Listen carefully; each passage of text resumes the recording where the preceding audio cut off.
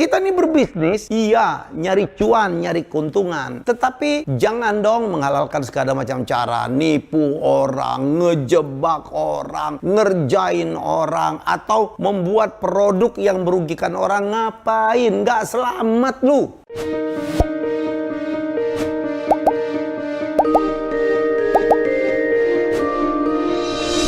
Ya, dalam buku saya, Bisnis Primbon, saya udah pernah bilang ya bahwa ada 3 kegagalan orang dalam membuat usaha atau membuat bisnis. Itu yang pertama, salah memilih jenis bisnisnya yang tidak cocok dengan passion Anda, yang tidak cocok dengan skill Anda, yang sudah out of date, yang sudah the other side of the hill, kita masuk. Nomor 2 adalah kegagalan dalam mengukur risikonya. Itu juga sering terjadi. Bahwa jangan lupa ya, high risk, high return.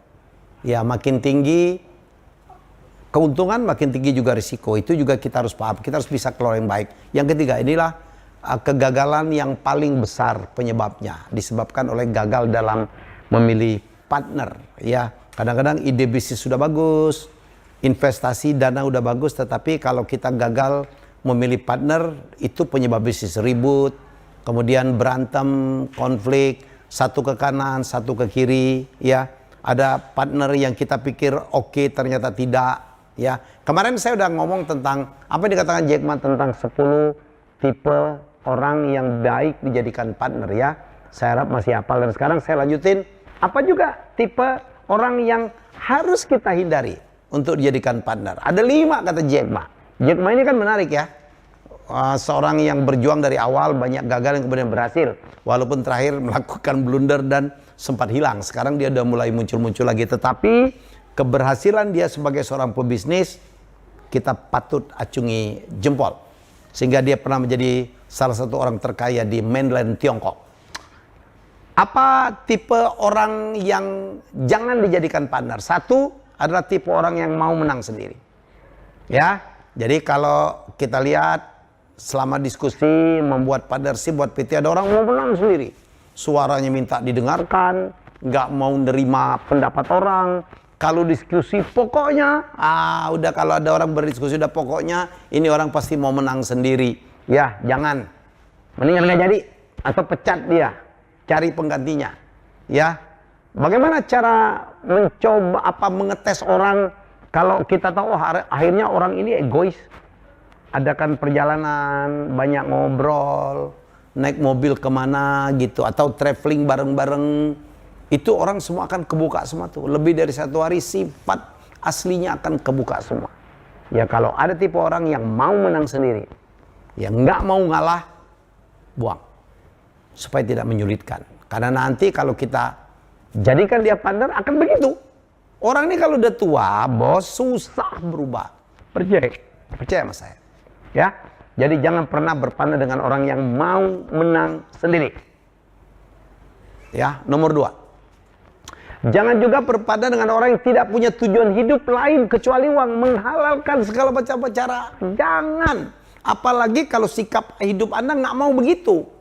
Kita ini berbisnis, iya, nyari cuan, nyari keuntungan. Tetapi jangan dong menghalalkan segala macam cara. Nipu orang, ngejebak orang, ngerjain orang, atau membuat produk yang merugikan orang. Ngapain? Nggak selamat lu. Walaupun uangnya banyak. Ya, ingat tuh. Pengalaman saya, ingat ya, saya pernah ngomong tentang ya, if you do good, you'll get good. If you do bad, you'll get bad. Kalau kamu berbuat sesuatu kebaikan, pasti akan dibalas dengan kebaikan. Kalau kamu melakukan sesuatu yang jahat, kamu juga akan dibalas dengan kejahatan. Sudahlah, hidup ini bukan hanya untuk mencari uang. Jadi kita juga harus mencari kenikmatan hidup. Produk kita kalau bisa menolong orang, bermanfaat untuk orang, bikinlah good product. Apalagi diikuti dengan sosial. Nah, pastikan partner kita adalah bukan orang yang tidak punya tujuan hidup. Bukan orang yang tujuan hidupnya adalah menghalalkan segala macam cara. Cuman uang, jangan. Walaupun uang itu penting, tetapi tidak selalu itu harus menjadi ukuran. Berbisnis memang kita mencari uang, mencari keuntungan, tetapi jangan menghalalkan segala macam cara. Jadi kalau partner kita kayak gitu, jangan. Nomor 3, tipe orang yang tidak baik hati. pelit, gak mau nolong orang, raja tega, zolim, ngapain? Ya, ada tuh orang begitu, zolim banget. Itu relate nomor 2, menghalalkan segala macam cara.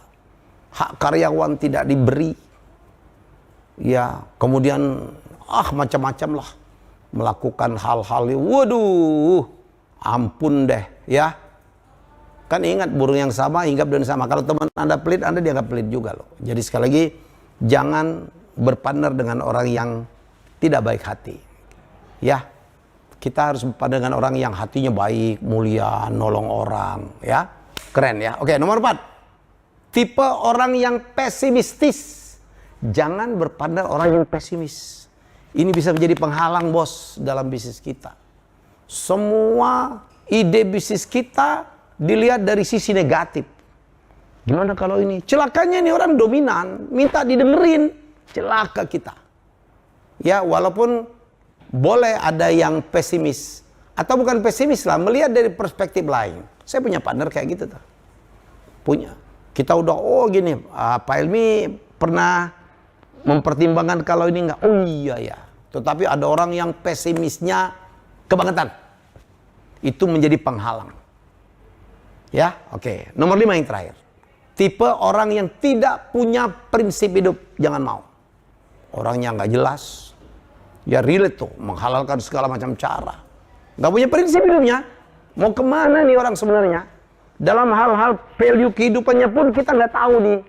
Ya, nggak tahu kita ini orang mau kemana. Jadi kalau ada orang yang nggak jelas kayak gini, labil, nggak punya prinsip hidup, nggak punya sesuatu yang dipegang, manusia itu dipegang prinsipnya.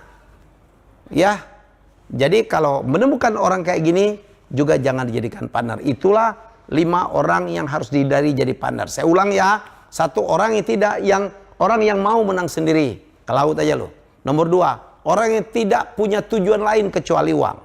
Ya. 3, orang yang tidak baik hati. Nomor 4, orang yang keterlaluan pesimisnya.